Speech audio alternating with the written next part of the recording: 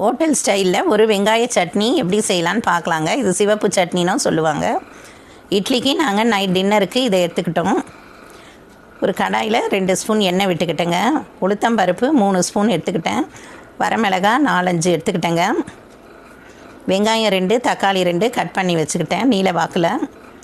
நல்லா golden brown ஆனதும் எடுத்துடுங்க. இந்த உளுந்தும் வரமிளகாவையும் கோல்டன் ப்ரௌனாக பொரித்து எடுத்துக்கிட்டேன். அதே கடாயில் வெங்காயத்தை நல்லா வதக்கிக்கிட்டேங்க. ஒரு 1/4 ஸ்பூன் சால்ட்டு சேர்த்துடுங்க. சீக்கிரமாக வதங்கிடும். கோல்டன் ப்ரௌனாக ஆகுது பாருங்கள். கட் பண்ணி வச்சுருக்க 2 தக்காளி எடுத்து சேர்த்துக்கிட்டேங்க. நல்லா பழுத்த தக்காளி எடுத்துக்கிட்டேன். அப்போ தான் டேஸ்ட்டு நல்லாயிருக்கும். நல்லா வதக்கி விட்டுக்கங்க. ஒரு 2-3 நிமிஷம் நல்லா வதக்கி விடுங்க வெங்காயத்தையும் தக்காளியும். ஒரு பிளேட்டில் எடுத்துக்கிட்டேன். தேங்காய் சின்ன சின்ன பல்லாக கட் பண்ணி வச்சுக்கிட்டேங்க. தேங்காயும் நல்லா வதக்கி எடுத்துக்கிட்டேன் அதே கடாயில். அப்போ தான் ரொம்ப நேரம் சட்னி கெடாது. புளி ஒரு சின்ன பீஸ் எடுத்துக்கிட்டேன்.